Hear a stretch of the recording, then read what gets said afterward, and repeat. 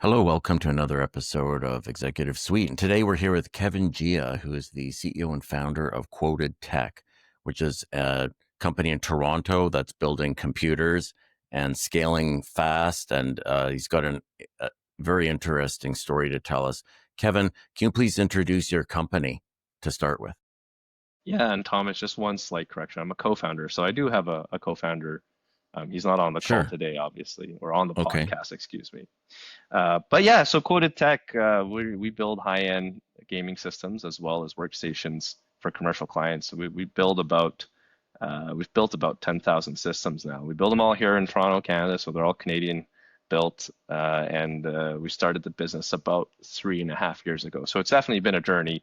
We bootstrapped the business right out of my basement, and we slowly scaled to a team of about 25 individuals now.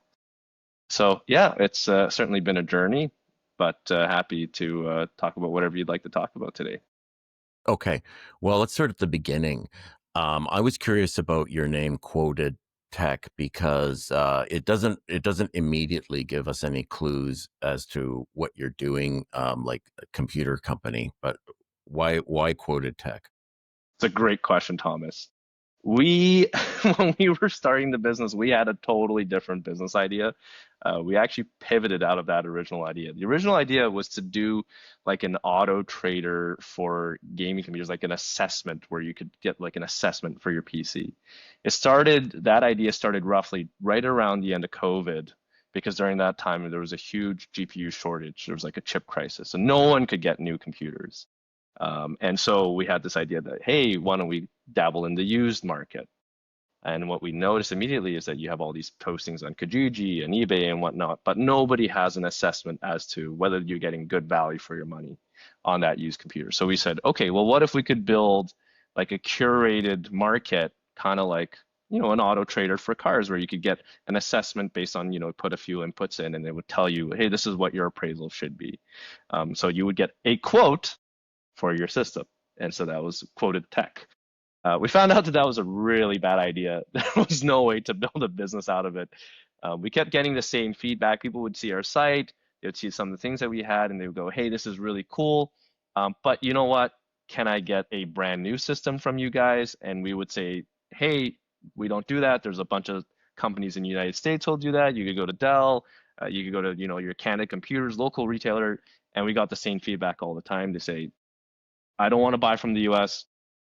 Last time I bought from there, it was really complicated. I had warranty problems. They wouldn't help me. I'd have to ship it all the way back, duties, customs problems left and right. And then when I go to my local Canadian retailer, they don't serve me well. They don't really talk to me. They're not really interested in helping me. Can you just make this whole experience better for me? And that's when the light bulb kind of went off and we said, okay, we pivoted the business completely into just doing new builds. And ever since then, we found success. Wow. Okay. So it looks though like you're going for a niche with high-end gaming computers. Yeah, for sure. So it's not so much just high-end gaming anymore. I mean, we like to think of all our systems as having really strong performance, right? We have systems that start as low as 12 or $1,300 Canadian, but even then, that's going to be a pretty solid, entry level option for a high performance system. These are way stronger than your like regular Dell Optiplexes or your regular laptop. Our systems are going to have a dedicated graphics card, a dedicated gaming CPU, dedicated memory for gaming, and so the performance out of these things is way higher. But they go all the way up to 9, 10. Some people are shocked when I tell them that some people order computers from us that are like 11 or $12,000 for gaming, because the highest end chips and like a 5090 from Nvidia, those things, they start at around $3,000 for the graphics card alone, never mind all the other components in the computer. And that's kind of how we've found, I guess, our fitment in the market is catering to people who are really looking for performance. They know that they're going to be spending a little bit more with us, but they're okay with it because we we put together the systems knowing that they're going to get great performance. They come out of the box with a fantastic warranty. And if they're going to have problems, especially being a Canadian, we're right in Canada, so we're going to take care of them.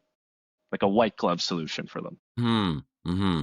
Now, these really high-end systems, I guess there's no off-the-shelf competition. Are those like an $11,000 computer? Are those all custom built? Yes and no. I mean, there are kind of quasi off the shelf.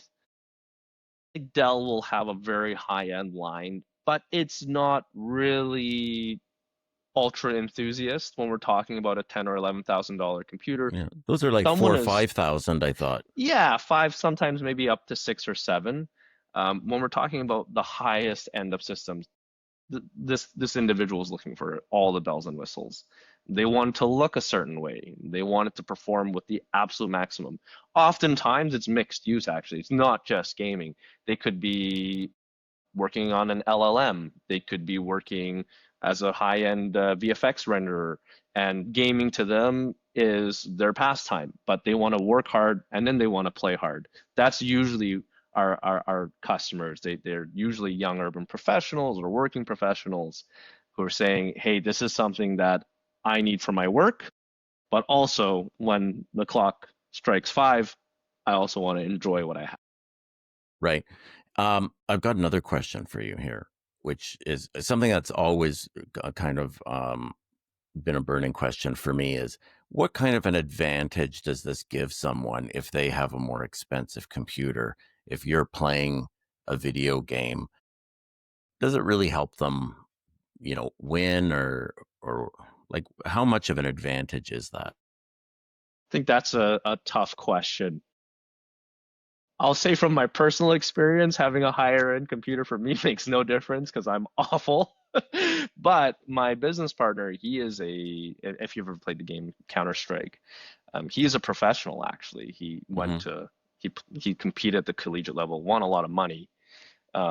And for someone who's really kind of in that top 10 percentile, 5 percentile of performance, having a higher end computer means higher frames per second. It means lower input lag. It means smoother inputs. That makes a huge difference in their actual performance. Think of it like golf clubs, if I could draw a parallel. If you're not a good golfer, giving you the highest end TaylorMades or the highest end blades, not going to help you hit the ball any better. But for a pro, it's going to make a big difference. The flex of the club, the Hmm. type of the blade, that's going to make a big difference. So to answer your question, I think it kind of depends. But also there are people who just want to say, you know what, when I game, I want the smoothest experience possible because they're maybe not into competitive gaming. Maybe they're just looking for the best graphics performance. They want to see all the eye candy when they're playing. So it's definitely a mix.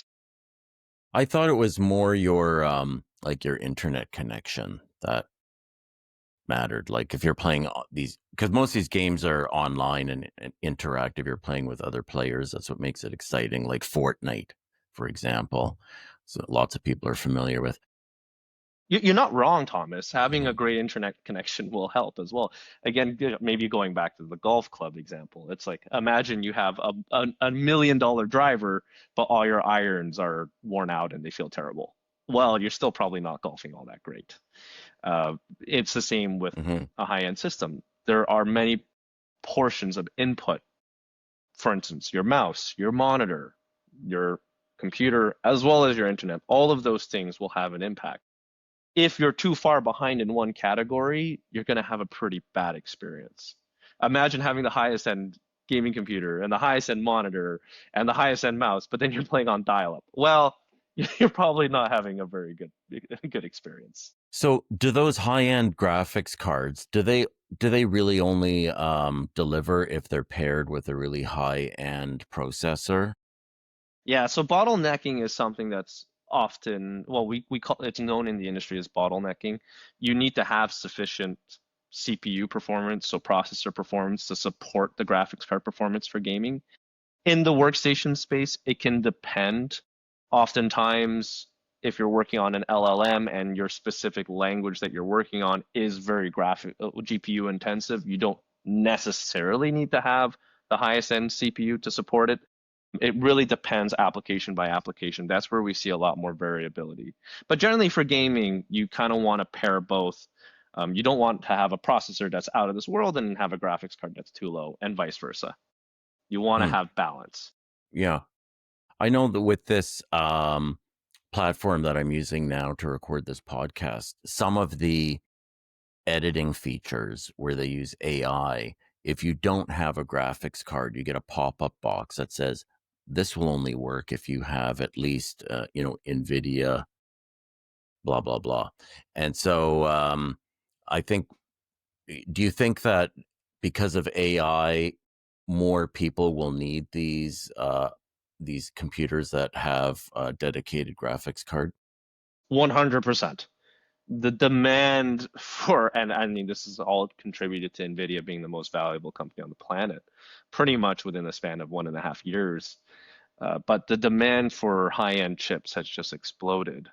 I'll give you an example. The 5090, which launched, which is NVIDIA's latest generation, the highest end for the consumer base, which starts, at an MSRP of around 2,500 US. These cards are so in demand that when they launched in Canada, they only allocated about 100 cards for the Canadian market, 100 across the whole country. And we were fortunate enough to get our hands on a couple, but the demand has just completely outpaced the supply. These things are incredibly difficult to manufacture, and NVIDIA is very, very tight on what they allocate for AI versus the consumer market versus the gaming or prosumer side. Hmm. Now, when they allocate those, do they only give them to sort of authorized distributors? Is it kind of like being a Rolex dealer? Like You're they 100% don't right. sell to anybody else? Exactly. We've spent the last 3.5 years working with NVIDIA's partners, building up our credibility. Their biggest fear at NVIDIA is that you're going to come in and you're just going to buy a bunch of cards and then either sell them to a market that they're not supposed to be in, Resell them. Hmm. resell them to a market they're not supposed to sell them to, or bomb the local market by cutting everybody else by a couple points or something like that.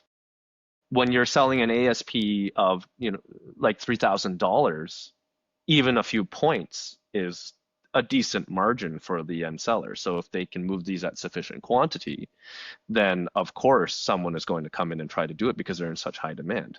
So NVIDIA does have very, very strict legacy distribution channels.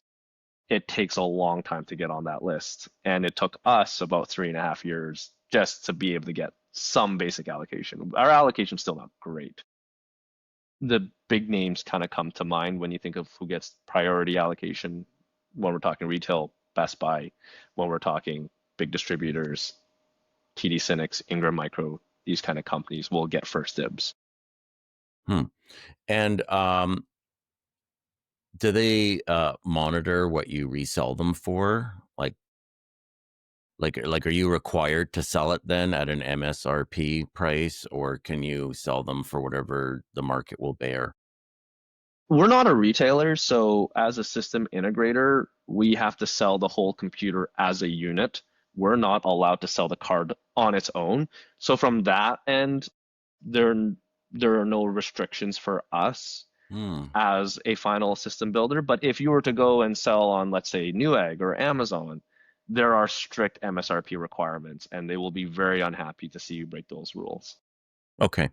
Um, I got one more question, technical question, before we move on to Yeah, your journey as a founder and how you're going to scale this company up, or you've been scaling. Which is that when I looked at your computers, they had different colored lights behind, or they LED lights behind the fans or something like that. Um, do you use water cooling? absolutely. Absolutely. So in our desktops, we have a mixture of either air cooling or passive cooling as well as liquid cooling. Vast majority of our desktops are going to be liquid cooled. Most of our lines, if you've seen our products, the Frontier, most of our custom builds, as well as the Great North, which is our flagship line, those are going to be liquid cooled. And liquid cooling has its benefits versus air cooling. One of the benefits of liquid is that liquid has a much better thermal capacity than air, just as natural fluid dynamics.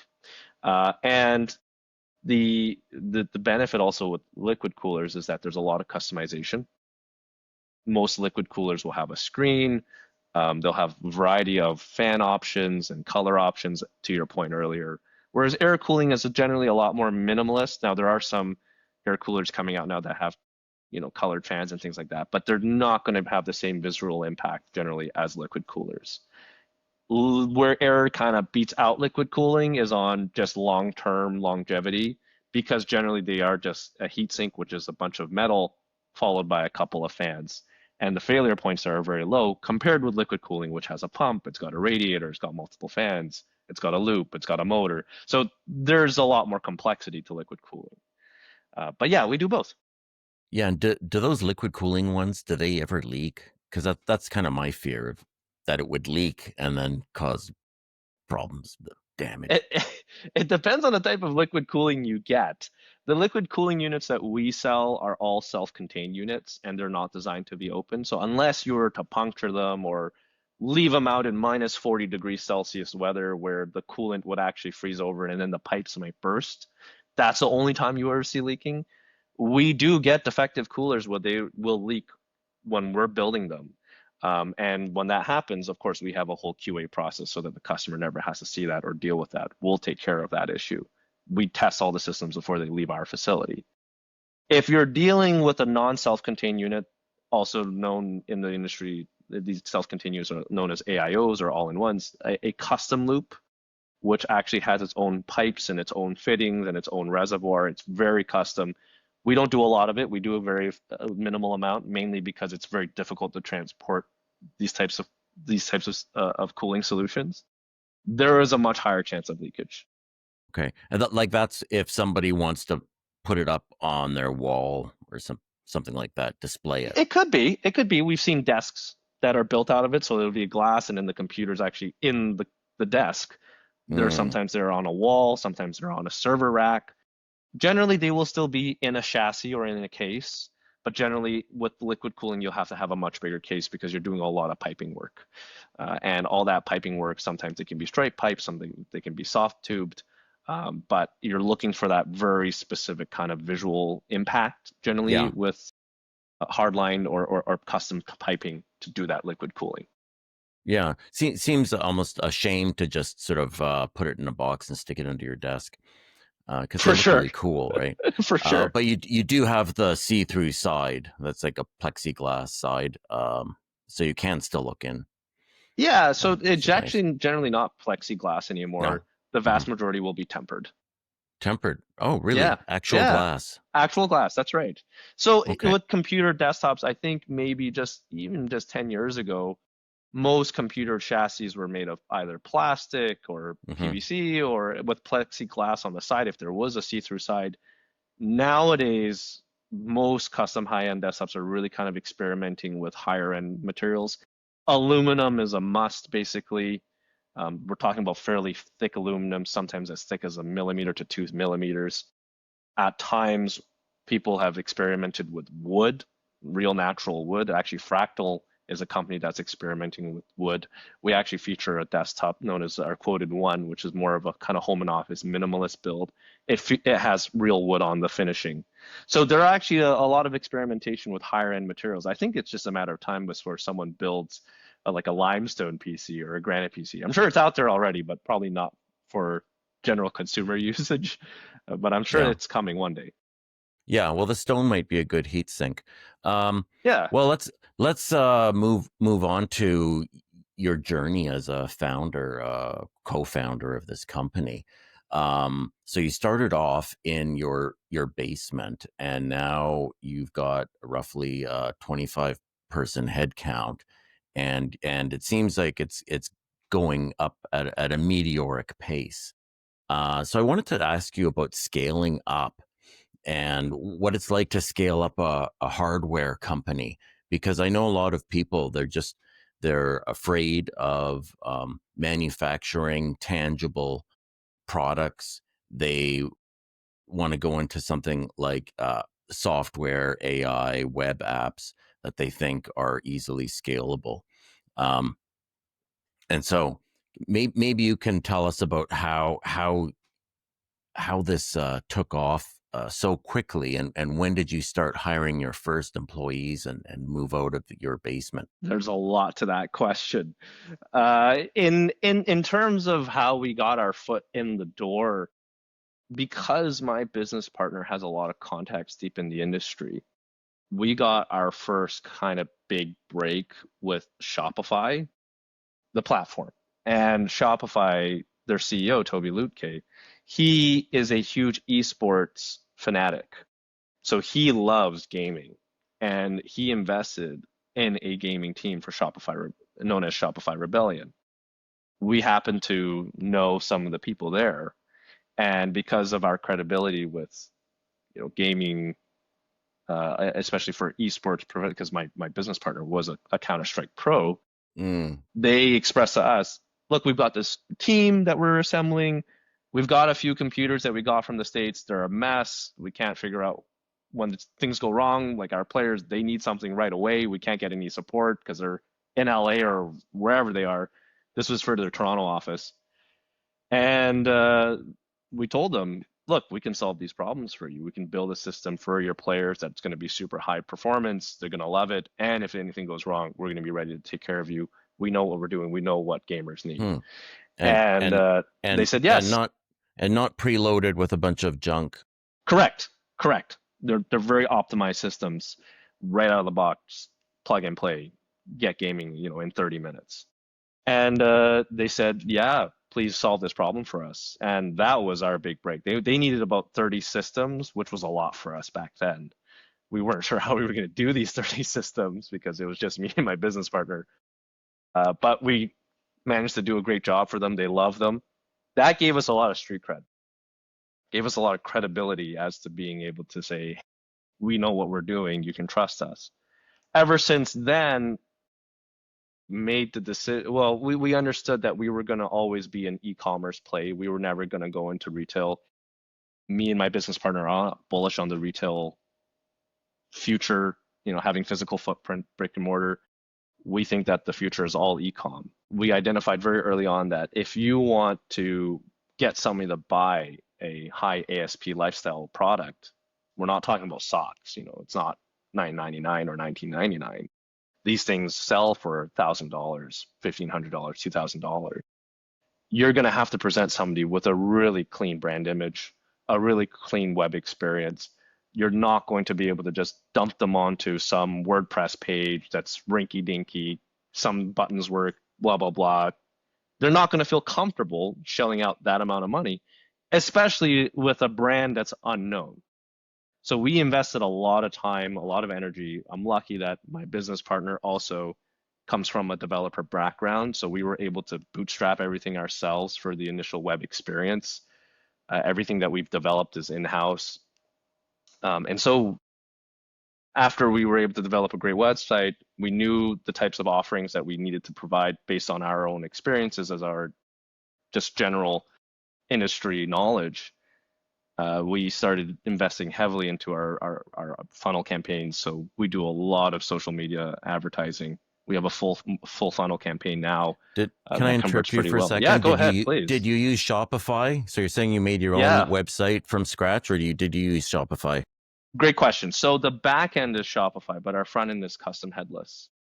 I think that you need to definitely not develop your own back end. Payment processing is Mm-hmm. notoriously difficult to do correctly, and Shopify does resolve that. Now, there are other platforms, but I personally think that Shopify is the easiest to work with. Mm-hmm. But for the front end, we did not want some cookie cutter template. Some of the themes on Shopify can look very, very, let's just say, small businessy. We wanted to present a world class feeling to the customer. We wanted the first thing that they saw was awesome looking computers, awesome looking products, awesome looking web experience. Okay, I feel comfortable spending money with these guys. Because for a customer purchase journey, they're not just going to come to your website once, they're going to visit many times on a high ticket purchase good. And they need to feel comfortable all the way before they spend all this money. And before they spend that money, they're also going to do third party verification. They're not just going to trust what you have to tell them. They want to Okay. see that you've been featured elsewhere. They want to see that someone has covered you. They want to see Google reviews. They want to see Trustpilot reviews.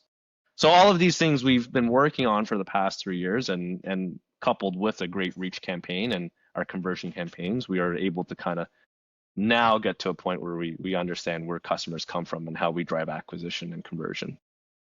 Yeah, well, it sounds like you've got a good understanding because you use some key words there that I kind of want to. Oh, you're back.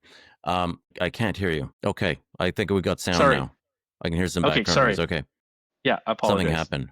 Yeah, Okay, well, we can edit that part out. perfect. So I want to follow up on a couple of key words that you use there. Yeah, What one is customer journey, yeah.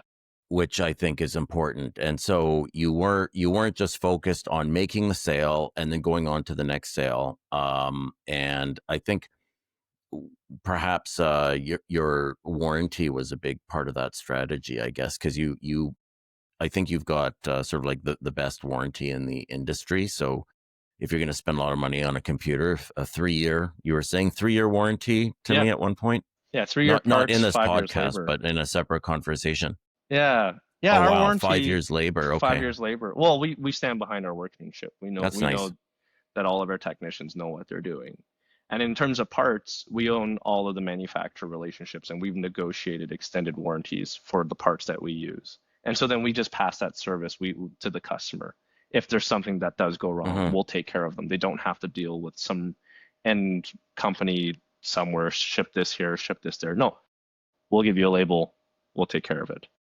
So the entire customer journey. Sorry, go ahead, Tom. Well, the other thing was the third party validation, right? That people want to see some kind of social proof, and you're talking about reaching out through trusted sources who are expert gamers who had experience with your products. Yeah.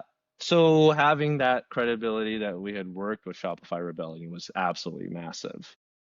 But at the same time, that's not enough to drive a conversion for somebody who doesn't know who Shopify Rebellion is. And a lot of Hmm. people don't. So where are they going to look? They're going to look to their traditional places. They want to see, have you been covered by a major publication? What are your Google reviews like? What are your Trustpilot reviews like? That's why we've always been hyper focused on the actual customer experience. We want them to have a clean journey all the way through. As easy as ordering a pizza is what we like to think of. You select your parts online, you hit buy, it shows up at your door, and then you don't have to worry about it. If something does go wrong, you know who to contact. We make it really easy. We don't make you hold on the phone for 4 hours just to wait for somebody in maybe Mexico or the Hmm. Philippines. Not to say that disparagingly, but if you're buying a white glove experience, you expect to be treated a certain way.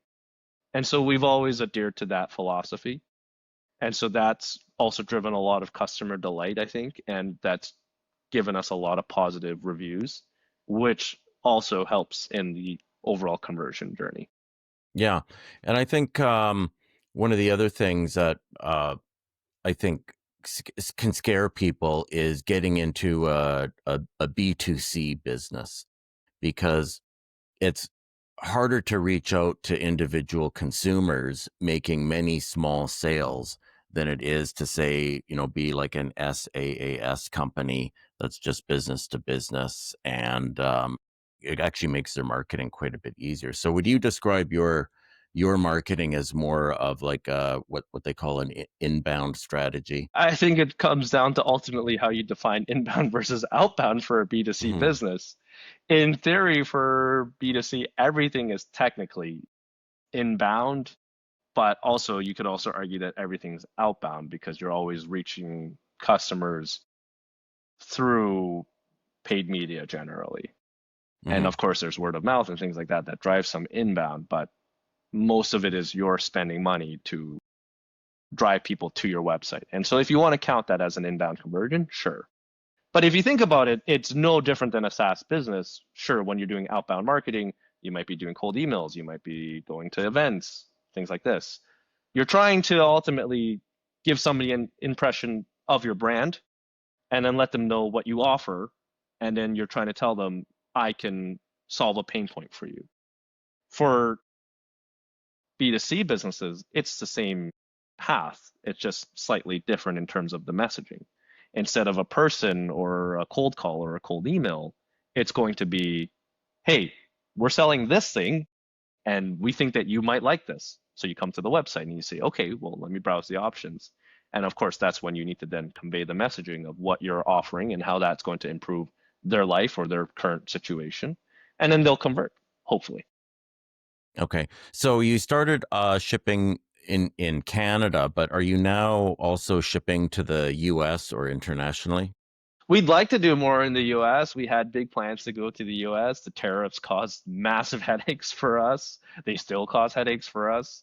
Hmm. That because we are a Canadian assembled good, that means that a major transformation happens in Canada.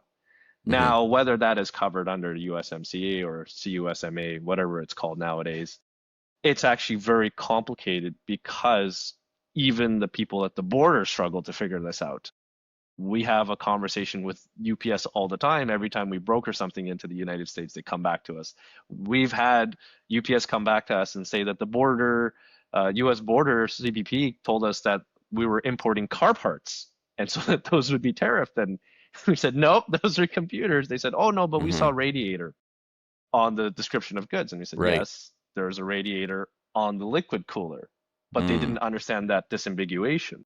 Hmm. So it's actually very messy, very complicated. I hope that one day all these tariffs go away because it's just made a nightmare of even us bringing goods into Canada, never mind us selling to the US. Yeah. Maybe change that description to cooler, Yeah, yeah. So something like we've had to play with the language, and that's a that. great point, Thomas. We did change that language to cooler, but it depends on also do they want some more detail, right? Hmm. And you say, okay, well, Okay. what's in the cooler? Well, then there would be a pump. Okay, what's in the pump? Well, there's a motor. And then we will have to make exceptionally clear for use in a computer For only, not computers. for Yeah. an automobile. Yeah. For gaming computer. For a gaming So, computer, correct. yeah, because the other thing is that, as soon as you get into the very high end computers, you're going to also raise some suspicion there. They're going to wonder what you're up to.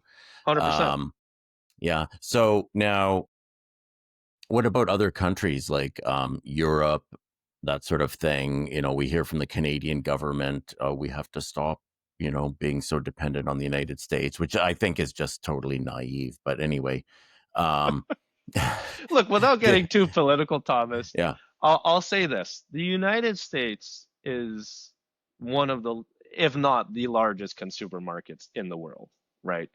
There's no getting away that because they're of the geographic proximity, they have to be our most important trading partner.